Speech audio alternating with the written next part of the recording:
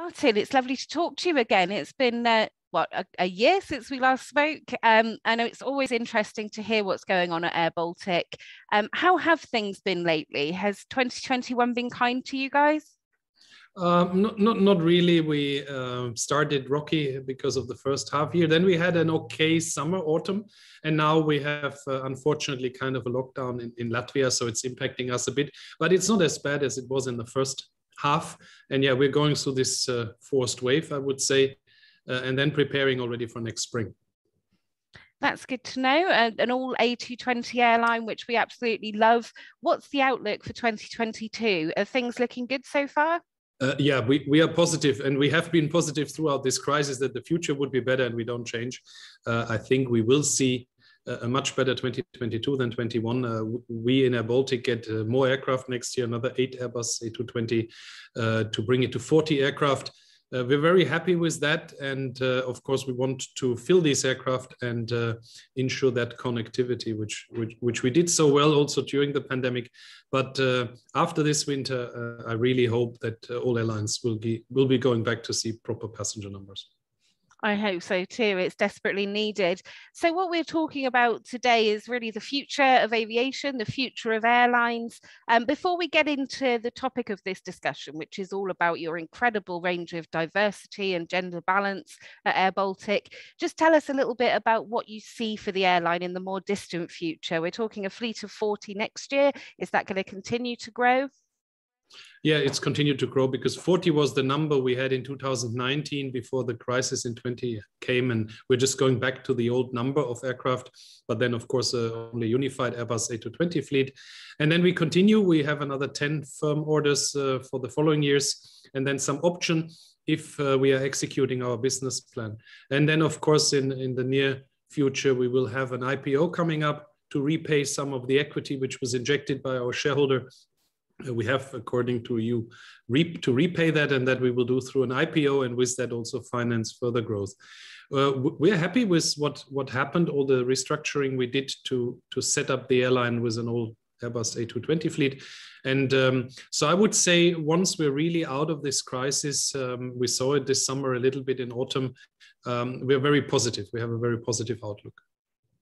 Great to hear. We desperately need some positivity, and I think this is the message we're getting from everyone at the Future Flying Forum is we're over the hump, and it's starting to become a bit more normal as we go into 2022. But what I really wanted to talk to you about today, I don't know if you remember the very first time I ever met you was at the IATA Wings of Change, I think back in 2019, and you guys signed up to a pledge called 25 by 25. And I spoke to you after that, after your signing of the pledge. This is to create or to stimulate 25% of the aviation workforce to be female by 2025. And you said, actually, we've already exceeded that. We didn't mind signing the pledge because we're already there, which I thought was incredible. So can you just tell me, where is your sort of gender diversity at right now in Air Baltic? Yeah, it is 50-50, more or less. But what is important, and it was at that time when we signed the pledge, it was already at 50%. But it's not, normally you would have a lot of female cabin crew and therefore you can have a high number, but it's not the case in Air Baltic. We have it also in the management. So from the 70 managers, half of them are female, and also in the senior and the top management team. So the 10 leaders of the company, half of the leaders are female. And I'm very proud of that. It's my leadership team, and I have high qualified females, and the atmosphere which we have in the company, I think, due to having this diversity all the way through, is felt by everybody. So I'm very happy with it. And if we go into detail, if we look at our pilot academy, new students, we are doing all efforts to bring females to that aviation job of pilot. And we have 12% of the cadets at the moment being pilots. We do it also in the engineering department, which is a difficult one because historically these jobs were not there for females, and now they are. And I'm very happy with what I have here in Air Baltic, a great team, and this 50-50 split works very well for our airline. Fantastic. And I've had the pleasure of meeting a couple of your female employees, and I have to say they're very impressive ladies, and you know, a testament to the power of the female, shall we say. So can you tell me a bit more about what it is you guys do that you do so well to attract female talent to the industry? Because it's something that every other airline in the world seems to be really struggling with. I think there's no limitation. Yeah, if we look at the top leadership team, it's in-house developed senior managers, which have international, well-respected salaries and packages, which I think is something people always forget. But at the end of the day, people are also working to get a good salary. So in Air Baltic, you can start at a very basic job, and you can make your way up. All the way you can become a CEO. Today I'm the CEO, but one day it could be one of our female leaders. And there is no limitation. There's an attractiveness for everybody here because every job position is open, as we have proven this through the years, that in any position you can be female and hold that position. And you would not find anybody in Air Baltic who says, oh, this job I could not do because I'm female. So it's part of the DNA of Air Baltic that we have that. And with that, I think we are well ahead of a lot of not only airlines, but companies in the world. And I say we are very, very proud of this because it gives the very good climate, as I said earlier. Absolutely, I couldn't agree more. And do you find that there's work to be done maybe in the kind of younger years at schools to break those stereotypes that tend to form at a very early age around the future prospects for ladies and girls?